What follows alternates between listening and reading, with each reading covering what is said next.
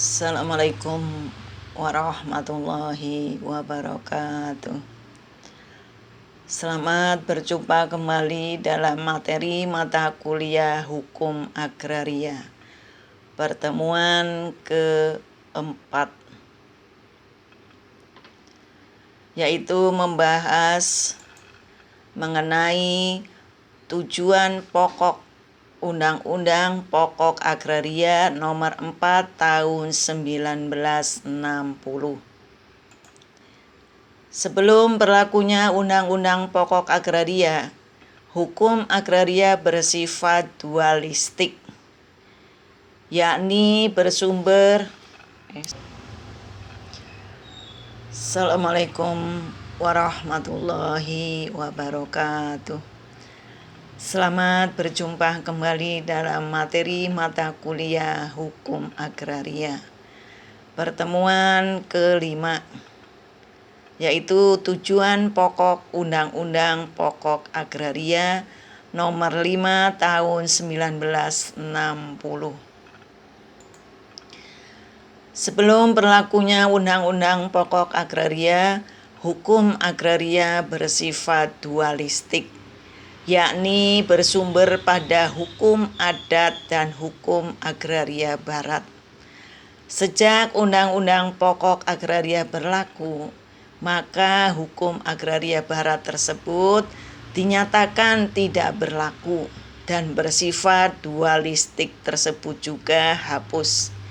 Yang berlaku adalah Undang-Undang Pokok Agraria sebagai hukum positif yang berlaku secara unifikasi di Indonesia.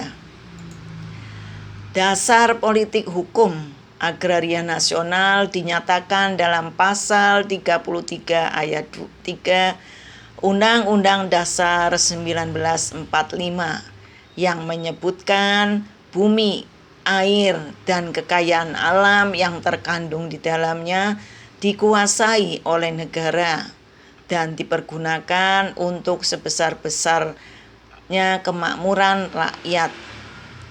Ketentuan tersebut bersifat imperatif, artinya berbentuk perintah kepada negara agar bumi, air, dan kekayaan alam yang terkandung di dalamnya yang diletakkan di bawah penguasaan negara harus dipergunakan untuk sebesar-besarnya kemakmuran rakyat Indonesia. Pada tanggal 24 September 1960 disahkan Undang-Undang Nomor 5 Tahun 1960 tentang Peraturan Dasar Pokok-Pokok Agraria Lembaran Negara Republik Indonesia tahun 1960. Undang-undang ini lebih dikenal dengan sebutan Undang-Undang Pokok Agraria atau disingkat dengan UU-PA.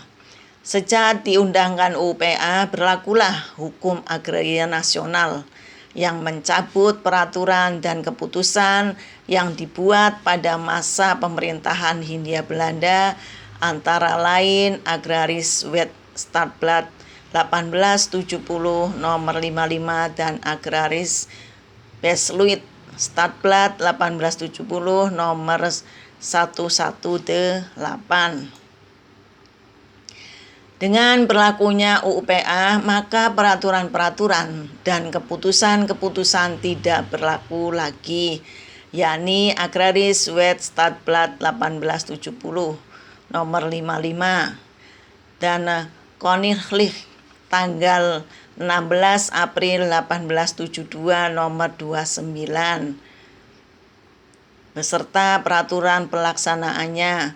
Buku kedua Kitab Undang-Undang Hukum Perdata sepanjang yang mengenai bumi, air, serta kekayaan alam yang terkandung di dalamnya, kecuali hipotik yang masih berlaku pada masa mulai berlakunya undang-undang ini.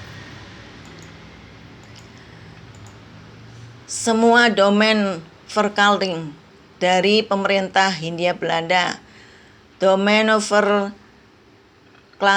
dalam pasal 1 Agraris Besluit Algemeen Domenverklaring tersebut dalam Stadblad nomor 1875 nomor 11/9a. Domenverklaring untuk Sumatera tersebut dalam pasal 1 dan Stadblad nomor 187 nomor 94F. Domenverklaring untuk Karisidenan Manado tersebut dalam pasal 1 dari Stadblad 1877 nomor 55. Domenverklaring untuk Residen Zuider en Oosterateling van Borneo tersebut dalam pasal 1 dari Stadblad 1888 nomor 58. Tujuan diundangkannya UUPA sebagaimana yang dimuat dalam penjelasan umumnya, yaitu meletakkan dasar-dasar bagi penyusunan hukum agraria nasional yang akan merupakan alat untuk membawakan kemakmuran, kebahagiaan dan keadilan bagi negara dan rakyat, yaitu rakyat tani dalam rangka masyarakat adil dan makmur. Meletakkan dasar-dasar untuk mengadakan kesatuan dan kesederhanaan hukum pertanahan. Meletakkan dasar-dasar untuk memberikan kepastian hukum mengenai hak-hak atas tanah bagi rakyat seluruhnya.